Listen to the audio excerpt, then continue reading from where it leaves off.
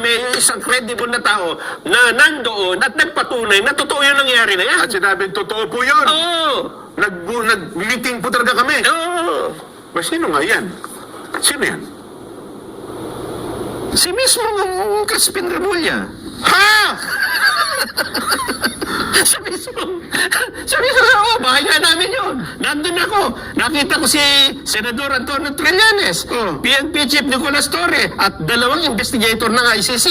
Nandyan nga kami sa bahay ko sa Makati noong 2025. So, kinumpirma na Secretary Boying, that time, DOJ Secretary siya, Kinumpirma niya. na nagpulong talaga sila. Totoo. Eh sabi niya, yan naman masama. Oo nga naman. Sa kabilang banda, wala din naman sabi natin. Sabi masama, nakikipagpulong ko dahil sakop ng trabaho ko bilang Justice Secretary ang Witness Protection Program. Pinoproteksyonan ko yung magiging testigo dyan sa ICC. Wala naman. Pinagtibay mo lang yung testimonya ng mga sundalo. Totoo talaga sinasabi ng mga sundalo. Kaya kanino tayo makininiwala dyan? Kay Antonio Trillanes o kay Secretary Boying Remulla? Sino ba ang mas mataas ang kredibilidad sa dalawang ito? Ako naniniwala dyan, may pinagtatakpan si Senador Lacson. Aminin na natin o hindi. Halatang halata naman po, Senador Kasi noon pa kay Gutesa, ganyan ang ginawa mo Hindi ba? Nung lumabas si Saldico, ang sabi niya, nagde-deliver siya ng ganitong kahalaga, may bluff ka kagad na hindi yan totoo Bakit gano'n ang tanong? Bakit hindi naniniwala sa mga ginagawa ngayon ng pamahalaan? Kasi nung lumutang po itong 18 mga dating sundalo, agad nyung binabara Yun na nga. Hindi ba? Ibig sabihin dito, parang sarado na kaagad kayo, may conclusion na kayo na wala na, tapos ng investigasyon, ito na yun, hanggang dito na lang tayo. Lumutang po mga bagong testimonya, may mga bagong anggulo. Anong sagot? Sinisira agad yung kredibilidad ng Paano magkakasya yung 800 billion sa mga maleta na yan? Baka daming maleta niyan. Yun na nga. Tsaka yun nga dishonorably... Discharge. Bakit gano'n, di ba? Hindi dapat tuntunin mo muna kung ano yung inihahain. Tingnan mo muna, ano ba sinasabi? Katulad nito, Jen, Ito, mga babayan, pansinin nyo ito. Itong tungkol sa paglalantad nila ng sila rin ang nag-accommodate sa mga ICC investigator nung nandito sila sa ating bansa. Ito ba yung lumutang na nung mga nauna? Mukhang wala yan. Diba, ibig sabihin, bago ito. Bakit mo di-dismiss ka agad? Yung lahat ng mga sinabi nila, samantalang napakaraming bago dito. Unahin natin itong sa ICC, Jen. Sige. At dito ay mapapansin ninyo, ito nakakagulat, Jen, Nung sinabi ito nung 18 mga dating sundalo, alam mo ba na meron na tumestigo? May bagong nagpatotoo na totoo nga yan. Ganon? Sino? Ito muna. Sige, pakinggan natin. Paano ba nila ikinuwento yung tungkol sa ICC? Ito ay number 3, Roman numeral 3, ang ICC operations. Dito po sa kanilang sinumpang salaysay. Ang title, unang pagdating, December 2023. Marami kasi sila, di ba, 18. Kaya yung testimonya nila rito ay depende kung sino yung nagsasalaysay. Dito, ang sabi, ang nagsasalaysay ay si Bernard Tube. Sabi niya, ako, Bernard Tube, kasama sina Mark Tiksay at John Paul Estrada. May mga tao ito, Yes. Mga totoong tao. Yan yung mga staff niya Tsaka hindi alias na pangalan nito. Si John Paul at saka si Tiksay. Kilala ito, nabanggit sa Senado itong mga pangalan na ito. Yes. Nagpalit kami ng 2 maleta. Ting 56 million. Pinaghandaan ang mga darating na foreigner at si former Senator Sonny Trillanes ang in charge sa kanila. Ito po itinanggi ni Trillanes. Nakaraan. At sabi niya, hahabulin ko kayo. Kasi nuwalingan yan. Pagdating ng December 2023, kami, yung mga sundalo na yan.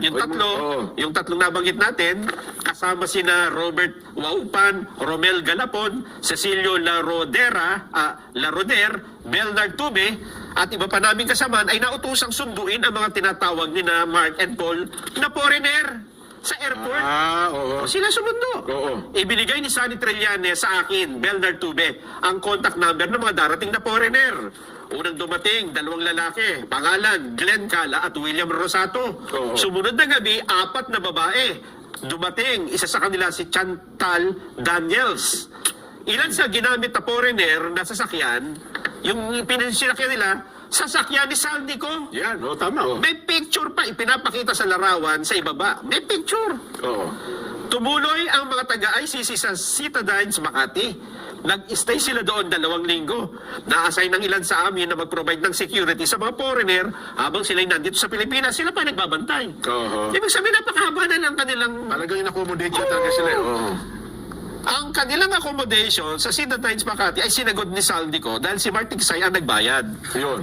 Naglibot ang mga foreigner sa iba't ibang lugar sa Manila at Quezon City gamit ang sasakyan ni Saldico.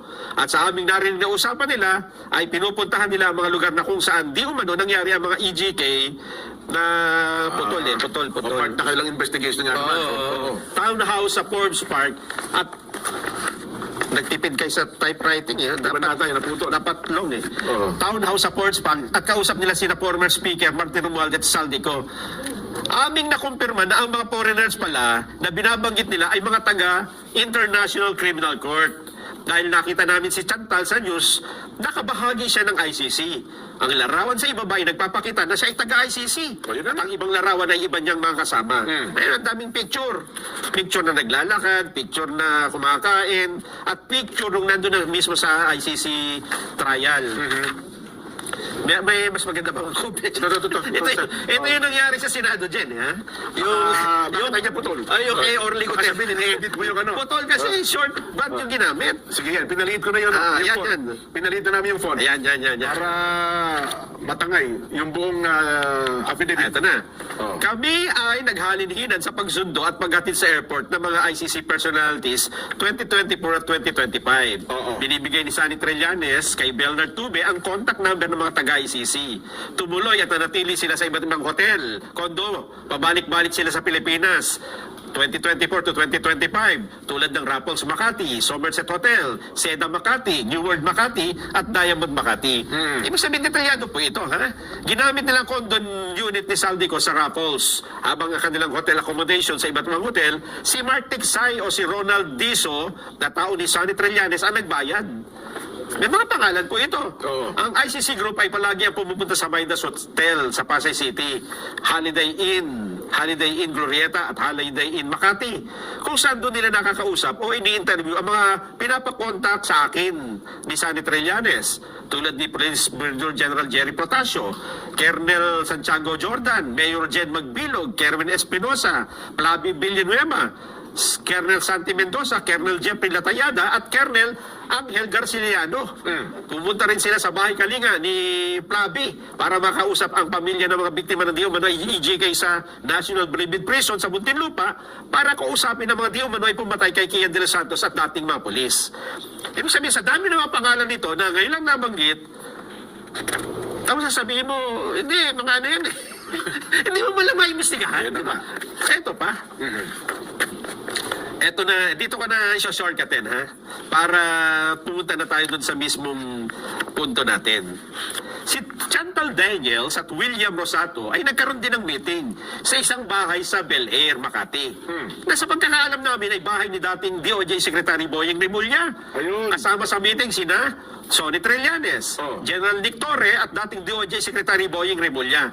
Napagkalaman namin na bahay yun ni dating Secretary Remulla dahil ang instruction sa amin pagpasok sa gate ng Bel Air, sasabihin namin sa bahay ni Secretary Boyeng Remulla kami pupunta. Okay. Eto na, Jen. May lumitaw na testigo. Na? Ang sabi, totoo po yung sinasabi ng mga sundalo na yan. Testigo? Testigo ito. Sabihin, hindi ito mga Marines. Bukod pa sa Marines.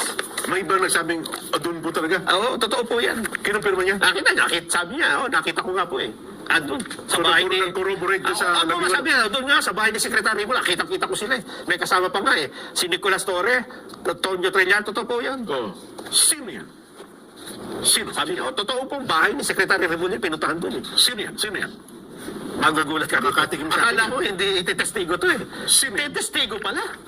O sige. Sino? Sige, manatan mo. Sino yan? Sabi ni Antonio Trillanes, hindi totoo yan eh. Walang ano eh. Walang ganyan Doon lumitaw yung testigo dyan. Sino paniniwala mo yung testigo na sinasabi na nakita nga kita doon eh. Nakita ko si Trillanes nandun eh. Sabi mo na sino ang testigo para maniwala kung talagang testigo. Hindi, ano muna? Tanungin mo muna kung baka sabi mo, baka maraming kaso yan. Di ba yung sirain mo muna yung credibilidad. Hindi, baka walang disgruntled din yan. Hindi. May sama ng loob yan. Walang sama ng loob. Siguro, nagawa ng masama yan. Napupog natin siguro yan. Hindi, mabuting tao ito. Biktima ng EJK, siguro pamilya niyan. Hindi. Paano tetestigo sa sundalo kung biktima siya ng EJK, di ba? Hindi dapat, mapabulaanan din niya ito. Siguro, Siguro, DDS to, DDS. Baka yan, o kaya ka naman, kinulatayan siguro dati, nasikmurahan niya, kaya sa mga loob niyan. Hindi. Oh. Nabayaran, sabi mo. Oo, yan. Halimbawa siguro ganun. Kaya sa mga ayon sa sinabi ng mga Hindi sundalo. tumatanggap ng bayad ito, Jen. Mataas ang credibilidad nito. Aba? Ay, credible witness nga yan pagka nagkataon. Credible. Sino yan? Well, hindi pa yun. Kasi doon sa paglalarawan mo, parang walang bahin duda. Sirain mo yung notaryo. Sabi mo, baka nagpa-notaryo peke. May notaryo ba siya? May affidavit? Kaya mag-notaryo mag-isa. Ganun. Bakit siya mapapeke? Abay, matibay nga Madami yan. siyang abogado dyan eh. Oo. Madaming abogado. Abay, corroborative statement ngayon, matibay Oo, yan. matibay. Kumpara sa labing ulo. Ay, oo. Baka sabihin ko, yan ang pang labing siyam. Kaya. Kahit nga siya lang ang mag-testigo, baka credible na eh. Hindi kaya yun yung iniintay ng labing ulo, pang labing siyam na sundalo yan. Hindi kaya? Hindi siya sundalo. Ayan. Hindi siya sundalo, pero credible. Pero nakita niya, nandun si Secretary Crispin Remulla, Oh. nandun si Senador Antonio Trillanes, Oh. nandun si Nicolas General Torre, Torre. at nandun yung dalawang ICC investigator, at kinumpirma niya, bahay nga yan ni Secretary Crispin Remulla. Nandun ako eh. Sino? Sabi niya, nandun ako. Nung nangyari yan, kitang-kita ng dalawang mata ko. Aba, parang kilala ko yan. Nandun na habang nag-uusap-usap kayo sila. Nandun sa isang sulok eh. Oo, ando. Nakikinig ako sa usapan. Hindi ikaw ito. Hindi ba yun? Medyo mas mataas sa'yo ito. Ganun ba? Sino yan? Yan sinasabi natin, di ba? Kasi kapag ka in-outright mo na hindi yan totoo, paano ngayon may isang credible na tao na nandoon at nagpatunay na totoo yung nangyari na yan? At sinabing totoo po yun. Oo! Nag-meeting po talaga kami. Oo! Ba, sino nga yan? Sino yan? Si mismo Crispin Remulla. Ha? Siya mismo sa bahay nga namin yun. Nandun ako. Nakita ko si Senador Antonio Trillanes, PNP Chief Nicolas Torre, at dalawang investigator ng ICC. Nandyan nga kami sa bahay ko sa Makati noong 2025. So, kinumpirma na Secretary Boying, that time, DOJ Secretary siya, Kinumpirma niya. na nagpulong talaga sila. Totoo. Sabi niya, ano masama? Oo nga naman. Sa kabilang banda, wala din naman sabi natin. Sabi masama, nakikipagpulong ko dahil sakop ng trabaho ko bilang Justice Secretary ang Witness Protection Program. Pinoproteksyonan ko yung magiging testigo dyan sa ICC. Wala masama doon. Wala na masama. Wala nga. Pinagtibay mo lang yung testimonya ng mga sundalo. Totoo talaga sinasabi ng mga sundalo. Kaya kanino tayo makininiwala dyan? Kay Antonio Trillanes o kay Secretary Boying Remulla? Sino ba ang mas mataas ang kredibilidad sa dalawang ito? Pero sa punto na yan, mahigit nakapanipaniwala kasi bahay niya mismo yun. Di ba? Tatanggi sana niya, di ba? Kaya lang, siyempre, hindi niya nga maitanggi dahil ang daming ang testigo. Ilan yung mga security nandoon na dating mga sundalo? Yun naman siya. Sabi niya, totoo yun. Nakipag-usap ako kay Trillanes. Pinakilala niya sa akin yung ICC, yung dalawang personal ng ICC. Kasi nga, meron kaming usapan na ang testigo dapat protektahan yung testigo ng ICC. Ay, sinasabi ko.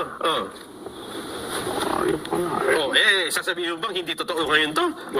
Pagka sinabi mong hindi totoo yung sinasabi ng mga Marines, sasabihin mong sinungaling si Secretary Ombudsman Crispin Remulla?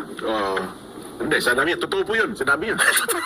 Totoo po, meeting talaga Paano ngayon yan, Antonio Trillanes? Maglaban kayo ngayon ni Ombudsman. Hindi, kinumpirma niya, totoo. Ayan. Baka naman sabihin, ay, oo nga pala, sabi niya sa Dr. ay, oo nga, naalala ko na yan. Naalala ko na, munti ko nang makalimutan. Munti ko nang makalimutan. Sinama ko sa bahay. Ayun yung nga. Secretary Boying. Ay, ibig sabihin nito, Jen, maraming bahagi ng testimonya dito. Hindi mo pwedeng outright na i-deny na ang sasabihin mo, hindi naman credible yung mga witness. Hindi, one by one mo siya anuhin, note for note. Katulad niya, sabi ni Secretary Remulla, Ombudsman, hindi, totoo yun. Hindi ba? Bagbay ng tanong ako sa mga abogado. Sabi ko, halimbawa na nasa, sabi ko, pagka isang testigo ba, convicted na. Sabi natin na nasa korte na. Pero may binulgar. Ibig ba sabihin nun, hindi nakakatanggap lang. Ay, sabi hindi totoo yan. Hindi mali yun. Kahit pa niya ang isang tao, pinakasinungaling na. Nagbigay ng statement na son, hindi mo ba rin pwede sabihin, ay, hindi na kita paniniwala kasi dati ka na nagsinungaling eh. Walang bali. Wala daw bali yun. Paano yung Kahit pa niya sabihin mong dishonorably discharged. Oo. Meron kanyang mga naunang kaso yan. Eh nga kanyang testigo, nakakulong na. Kinuha mong testigo, pwede tinatanggap pa rin ng korte. Oo. Kaya hindi niya pwede sasabihin mo na nagsisinungaling. Outright sasabihin mo, hindi. Mali po yun. Kahit mga abogado niya, alam na alam yan. Kahit niya sa mga litigation, yung mga lalo yung mga nakikipaglaban sa korte, hindi mo niya pwede sabihin na, hindi, may nauna na pong kaso yan, pagsisinungaling eh. Kahit pa sa may kaso ng pagsisinungaling, Nelson, at tumarap sa ibang pagkakataon, at sinasabing may katotohanan, sinasabi niya, tatanggapin pa rin ng korte, at pakikinggan pa rin ng kanya sinasabi. Kaya nga. Yun. Kaya dapat, tingnan mo natin. Ano ba yung mga sinasabi, di ba? Oo, nung 18. Oo, hindi katulad Ito doon. nga, hindi naman lahat sabi nila eh, dishonorably discharged, di ba? Hindi naman, sabihin, talagang lehitimo na sila yung tauhan dati ng Philippine Marines. Ay, ngayon, nagsalita si Ombudsman Remulla. O ibig ba sabihin, hindi totoo yung sinasabi ni Ombudsman. Nakita niya, nasa bahay nga nila ginawa. Di ba? Yun ang ano. Di ba? Ito pa din. Oo. O halimbawa, yung helicopter naman. Helicopter. Oo. Helicopter. Ito Sige. ngayon lang din lumabas, di ba? Oo. Yung mga nakaraan, wala namang helicopter eh. Di ba, na nakita eh. Oh. Na sa mga testimonya ay lumilitaw eh. Ngayon lang din po na siwalat na may ginamit na helicopter. Yung helicopter na pagmamayari din ng kumpanya ni Saldico. Yung Missibis na naman ata yun. Oo, yung Missibis. Oo. Teka, nasaan ba yung Kasi helicopter? yun, nire-rent naman talaga ata yun. Full rent ata yung helicopter na yun. Ano? Eh, kaya lang dito, Oo. kung si Saldico mismo may-ari, hindi niya re-rentahan ng sarili. Eh, siyempre. Hindi, baka naman pa for purpose ng, ano, ng pagbayad. Ayun nga. Oh, akin yan eh. Sagot ko na yung gusto Ayan, nila. no? Oo. Sa panahon na aming pagtatrabaho kay Saldico, nakuha na namin ng litrato o video. Eto pansinin nyo. Dito ko sa printed, hindi wala kang makikita video dito. Oo. Kasi paano mo mapapanood kung printed? Siyempre, di ba? print. Oo nga. Oo. Kaya pansinin nyo, ibig sabihin, may video pa ito. Ha? Kaya sinasabi nila na, ayan, baka inedit-edit lang yan. Eh, hintayin mo, may video pa nga. Oo nga. Ibig sabihin, kailangan mo nang investigahin ito bago mo sabihin, wala, AI lang yan. Sa buong panahon ng aming pagtatrabaho kay Saldico, nakuha na namin ng litrato o video ang ilan sa aming pag-escort sa mga pera na pinadedeliver niya sa ilang opisyal ng gobyerno. Ayun. Katulad ng mga una ng isinalaysay. Marami din siyang pinadalhan ng maraming pera na mga taga-media. Ang ilan sa mga litrato na ito ay mga sumusunod. Ito na, may video ng helicopter. May picture ng helicopter. Oh. Pero ito, picture pa lang ito, Jen. Wala pa yung video. Dapat mapansin mo, nakuhanan ng namin ng litrato o video. May video ito. Oh, well, maaaring hawak din nila. Oo. Yung mga video na Eh, yun. hindi mo naman pwedeng i-paste dyan yung video, di ba? Oh. Maaaring ano yun, in-stop, tapos in-screenshot. Oo, tama. Diba? Oh, para magkaroon ng Maaaring, halimbawa, yung mga naghahakot na ito, Oo. maaaring nga gumagalaw di ba? Oo. Kaya nga, nakapagtataka dyan na kaagad na isasantabi, halimbawa, yung Blue Ribbon Committee na lang. Pero may ba, wala, naninindigan pa. Meron statement dito sa Senador Ping Lacson. Ayan, sabi niya, Nasaan na ba yun? sabi niya, hindi nanatili naman na ebidensya ang gabay ko. Yung where the evidence will lead us. Oh, yun. Yan ang gabay natin sa pagsisiyasat sa alegasyon. Eh kaya lang, bakit may statement ka na agad na parang binabara mo na kagad di ba? Tsaka lalo yung punto niya na, part ng destabilization Ayun niya. pa. Napakabigat Oo. na paratan yun. Bakit may ganun, di ba? Tsaka kung talagang totoo, na mayroon talagang part ng destabilization, sabi nga ng statement ng Iglesia ni Cristo, may dapat lalo mo palang imbestigahan Lalo yan. mong imbestigahan. Kasi napakalaking paglabag yan. Mayroon pala nagbabalak ng Oo. manggulo, mag-destabilize sa ating gobyerno. Hindi ba dapat alamin natin yan kung sino yan? Eh, ang problema, Oo. mismo nga ang ombudsman, Crispin Remulla, nagsabi, yung part na binanggit ako dyan, totoo yun. Ay, anong gagawin natin dito? O, yun na nga. Destabilization ba yung magsabi ka ng totoo, Jen? Hindi. Ang alam ko, totoo, masakit.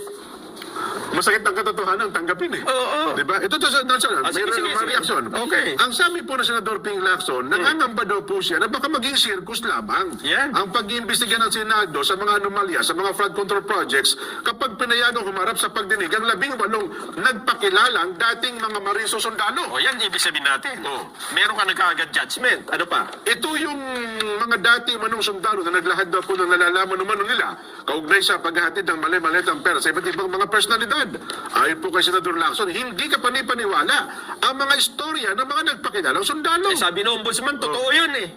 Pwede magsabunutan kayo ng ombudsman. Dahil dito, nagpasimula si Senador Lacson ng paunang pagsilip sa background ng mga ito. O, ganyan din ang ginawa nyo kay Gutesa. Oh. Sa halip na yung Pinaka-check. testimonya ang tingnan, Oh. yung background ng mga nagsasabi, ang... Oh. Di ba? Kaya daw po, nasa na ito mga kababayan, nangangamba daw po Senador Ping na baka magamit pa ang Senado bilang plataforma para sa mga istoryang hindi kapanipaniwala sa umpisa pa lamang. Sabi nga ni ombudsman, totoo yun eh. Oho. Hindi ba, Senador? Nako. Oh. Nauna na rin pong kinwestiyon ang pagbagsak umano ng 805 billion pesos na cash mula sa mga bangko, mga contractors. Bukod sa napakabigat anya na naturang halaga na ito na tinatayang aabot na po sa 805 metric tons, aabutin na yan na mahigit sa 13,000 maleta, 13,000 na maleta ang kinakailangan para dito. Aabutin din na yan na 5.5 taon ang paghatid dito kahit pa araw-araw gawin ang delivery. Kung nagsimulaan niya ang delivery noong 2003 hanggang ngayon, 2023. taong 2023 hanggang ngayon ay naghahatid pa rin dapat ngayon ang mga nagpakilalang sundalo. Pinoproblema mo yung delivery.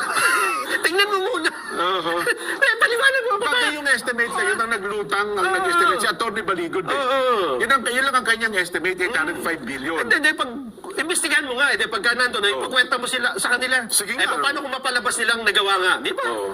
Ang problema nga, Yung 805 billion na so, hindi galing sa mga sundalo yan ha. Oo. Parang estimate lang nga tayo sa kabuuan ni Atty. Baligod. may kwenta rin sa dyan eh. Yung 3 times a week na delivery, aabot din daw talaga sa presyo na yan. Oo. Pero, kung ikaw ay investigador, Jen, ganun ba ang pag-iimbestiga na, teka muna, unless, Hinahanapan mo agad ng probability. no? Tsaka unless probability, ayaw no? mong mabulgar yung mga sinasabi. Ah. Una, iniisa-isa nga natin, yung sa ICC, kinumpirma ni Ombudsman, ni Ombudsman Crispin Remulla, sa bahay niya naganap, nandun si Trillanes, andun si General Torre, nandun yung dalawang ICC. Oo nga. Ano doon ang hindi totoo? Kasi kung ito ay gumagawa lang ng kwento, dapat wala yun, di ba? Hindi nila masasabing nangyari nga yun. Then tsaka kung magagawang circus, ako naniniwala sa mga senador, pwede mo supply, huwag yung gawin dito yan. Ginagawa nyo kaming di ba? Katatawanan. Katatawanan Palabas, dito oo. Unless napakahina nyo mag-imbestiga, di ba? Oh. Kasi doon, ang papalitaw nyo, alin ang hindi totoo, alin ang totoo. Ako naniniwala, Jen, Oh. may pinagtatakpan si Senador Lacson. Aminin na natin o hindi, halatang-halata naman po, Senador eh. Oh. Kasi noon pa kay Gutesa, ganyan ang ginawa mo eh. Hindi ba? Nung lumabas si Saldico, ang sabi niya, nagde-deliver siya ng ganitong kahalaga, may bluff ka kagad na hindi yan totoo eh. Hindi ba? Nung sinabing may mga mali-maleta, binigyan mo nga ng kwento na nagdadrive ng van si na... Ayun yung kwento, yung arbor band. Doon sa ilalim ng basement ng hotel, di ba? Yun, baka totoo naman yun. Bakit yun hindi... Asa nakarugtong ng istorya noon, di ba? Bakit wala? Alangan naman... Alangan naman... Papalitan sa ng arbor band. di ba? Kumuha sila ng pera doon. Oo. Bilyon-bilyon. Saan nila dinala? Saan nakarating? Bakit ang kwento putol, di ba? Oo nga, no? Ibig sabihin, may pinagtakpan ka, Senador. Aminin mo man o hindi, sumarap ka man sa salamin, o kaya pagka mag-isa ka lang, siguro naiisip mo, may pinagtatakpan nga siguro ako. Kaya hindi ko, kaya pala yung, kumbaga sa basketball ito, sino yung pinakamagaling mag 3 points? mag-block? Nagba-block eh. Si Kai Soto. Matangkad eh. Matangkad eh. Medyo luma kasi mga nanonood sa atin, medyo luma. Luma. Sina Abel Gidabe. Ayan, si Abel Gidabe. At saka yung si Tapal King. Si, ano pangalan nga nun? Mon Fernandez. Yung, Oo. ganun ang ginagawa niya, di ba? Oo. Sa halip na, di ba, investigador. Ang gagawin mo doon sa testigo, hindi mo katapalan. I-assess mo nga siya, di ba? Dapat ipasa nga sa'yo yung bola eh. Para i-shoot mo eh. Para malaman kung totoo hindi totoo. Yes. Hindi pa nga natanong mo na ba? Nakaharap mo na ba? Bakit hindi mo pa nga? Hindi pa nga kayo nagkikita. Ayaw mo na kagad makita, di ba? Mabigat na labanan, no? Alam mo, Senador, matagal na naging kinilala ka, di ba? Marangal ang pagkakilala sa'yo. Ako ngayon, mataas pa lang Mataas ang pagkakilala natin. respeto sa kanya. Yes. Pero bakit sa bandang huli ng iyong karir ay pinili mo Pag nagsalita, halos walang bumablangka kasi alam nila Ayan nga. yung kanyang credibility. Eh kaya lang dumating ang panahon, dun sa kung kailan ka pa naman pa-retire, dapat dyan ka it's your time to shine. Bakit? Tama ka kasi ang tao matatanda sa mga huling bahagi. Sa mga huling bahagi, hindi sa una mong ginawa. Oo. Totoo ka, totoo. Dito, halatang halata po, di ba? Sino ba hindi nakakahalata? Oo. Baka wala nagsasabi sa kanya dyan, boss, halatang halata naman tayo. Halata eh. At yung humarap 18, dati isa lang. Bilang ka mo ng binlang ka. Pumunta ka sa notaryo, ito 18. Siguro hindi mo kakayanin i-question ng mga notaryo nito, kaya ayaw mo makaharap eh, no? Doon na lang tayo muwi sa computation ng 805 billion. Medyo, doon tayo. Harapin mo muna. Natatakot ka ba sa kanila? Na matanong ka nila at matanong mo sila? Natatakot ka ba sa mga isasagot nila at sa ibubulgar pa nila kapag nandyan na sila sa'yo sa harap mo? Hindi ba, Jen? Yun na nga. Hintayin natin. Baka malay mo na, Son. Magbago din ang isip niya. O, sige nga, magpatawag ulit ng investigasyon ng Blue Ribbon Committee. Pero ang hinihintay ko kasi dapat matapos mo na yung draft report eh. Hindi, dapat nga dyan. Parang wala pa eh. Wala pang draft. Ipatawag niya muna ito para magkaroon ka na ng conclusion, di ba? Hindi, pero draft pa lang, di pa matapos. Wala ito pumipirma. Parang walang gusto pumirmado na sa draft resolution. Ito ba, Jen? Ito ba, bago, ha? Ito. May mga kasamahan kami sa trabaho na nasa active service ng Philippine National Police. Take note, mga babayan. Active. Oo nga pala, may mga nabanggit. I-highlight nyo. Active. Ibig sabihin nito, nasa pwesto, nandiyan sa PNP. Kasama nila na palaging sumasama sa pagde-deliver ng maleta. May mga pangalan, oh. Bakit meron na ba reaction dito ang PNP dyan? Ipinatawag na ba nila yung mga pulis na ito? Kasi maganda pa kayo kwento ng pulis, no? Yung bahagi ng kwento na binuburiki nila yung maleta. Kasi naalamatan ng mga pulis na dinideliver nila pera. Ay, nga. Kaya ang ginagawa daw, ayaw ko doon sa kwento na, basa ko rin eh. Sinisira daw ng pulis yung padlock. Yeah. Tapos nasira ang padlock, kinukuha daw yung ilang bundle ng pera sa loob ng maleta. Sapagkat nasira yung padlock, ang ginagawa daw ng mga pulis, bumibili ng ibang padlock para ibinabalik yung padlock na son. Yun nga. Di ba maliliit lang daw kasi yung padlock ng maleta eh. Kinukuhanan. Kinukuha na nila, binuburiko, kumbaga sa bigas, binuburiki nila. Mari ka sanang wag mag-imbestiga dito kung walang ginawang mga sinabing pangalan eh. Ang daming pangalan ng mga active na pulis May ito. meratang colonel pa, may major. Major, captain, master sergeant. Hindi ba? Hindi ba worth na maimbestigahan ito? Kahit pa sabihin, na-expect natin, pabubulaanan na nila, mga sabihin, hindi mo. At least makita natin kung habang nagsasalita sila ng hindi pa yung totoo, nangangatal yung Hindi ba? Na parang ko natatakot. Then nag-picture kayo eh. Hindi ba, malay mo, ito, lang yan, picture lang, pero hindi natin alam, baka may CCTV doon, may video sila, nung nangyari yan, di ba? Pwede rin. Oo. Baka natatakot kayo, baka isa dyan ay umamin, gaya ni Ombudsman Remulla, totoo po yan. Di ba? May pangalan o. Sabi ni Norbert de la Cruz, ang tapal king po si Philip Cesar. Ayun. Yan ang pangalan talaga hinihintay ko. Philip Cesar. Philip Cesar. Wala tatalo dyan. Sa bagong henerasyon, meron din eh. Kaya lang hindi ko na matandaan. Ang bago si si Kai Soto, kasi tangkad eh. 7-footer eh. Sa bagay, Di ba? Pero pagka PBA, di ba? PBA, Ito pa yung hindi pa napapansin dito, Jen, ha? Ito yung ang daming yung dapat imbestigahan dito, eh. Dapat talaga may makitang no? Pero ako sa tingin ko, maniniwala ako magpapatawag na investigasyon sa Senator Pinjan. Itutuloy yan ng Blue Ribbon Committee. Kasi naghahanap ng naghahanap tayo ng kasagutan doon sa mga katanungan, Nelson eh. Di ba? Hindi po pwede yung tanong. Hanggang ngayon, tanong pa rin. Walang kasagutan eh. Ano pa yung nakita mo dyan? Ito pa ang worth of investigation, Jen, ha? Yung bandang panghuli. Yung mga pananakot at panunuhol. Isa sa aming dating nakakataas sa trabaho kay Saldico, sinabihan ng isa sa naming kasamahan na pagsabihan kami na hindi namin dapat ibahagi ang kanino man ang aming nalalaman tungkol sa pag-deliver ng pera dahil pwede kaming gantihan ng mga kinauukulan. At kung kami ay makikipag-cooperate sa kanya, kailangan kaming gumawa ng isang affidavit na pinasisinungalingan ng mga sinabi ni Orly Gutesa. Bilang kapalit, bibigyan kami ng pabuya. Kami ay tumanggi. Dahil sa aming pagtanggi, may mga pananakot at pagbabanta na sa amin gamit ang tawag at text Ayun. message. May mga kasamahan kami dati sa trabaho na nakumbinsi nilang gumawa ng affidavit. Oo. At ito'y ibinahagi sa amin. Nasabi rin nila na binidyohan at nilitratuhan sila habang sila ay pumipirma. Ang halimbawa ng affidavit ay nasa ibaba yan, no? Affidavit na sinasabing hindi po totoo yung sinabi ni Gutesa sa Senado, ganyan-ganyan. So inoferan pala talaga sila para i-dispute yung naging statement ni Orly Gutesa. Oo, siguro pagka yun ang ginawa ni Gutesa, pinanindigan niya, ito yung kontra, ang kontra. Kaya problema, hindi na lumutang. Hindi na, nagtago na. Kaya itinago na rin ito. Hindi na rin nila tinuloy yung pagpapalabas ng affidavit. Hindi na. Oo. Pero ito ay pinapapirmahan sa kanila, Jen. Yes. Oo. O, isang punto pa rin yan. Kasi kung totoong ginawa ito, aba, hindi kaso pa rin yan, di ba? Oo. Ay, ibig sabihin, ito yung mga anggulo na hindi lumilitaw dati na dapat nga nating maimbestigan at alamin natin kung totoo. Totoo. Meron na nagpahiwatig na isa. Meron na nagsabing totoo. Si Ombudsman Crispin Remulla doon sa part ng ICC. Totoo yun. Na talaga nagpulong sila, no? May, Nagtiting talaga. may testigo. O doon sa mga polis na active. O sino sa inyo magpapatotoo na magsasabi, oh, totoo po yan. Oo. Andyan nga po kami. Binuriki nga po namin yan. Opo. Nakakuha mo kami ng bundle eh. Akala namin kung anong dinideliver namin, parang pera pala yun. Ayun, di ba? Kasi parang marami ata nakakaalam nung simula. Hindi naman nila alam na Hindi lang pera. yung laman ng maleta. Pwede nga, mga parang...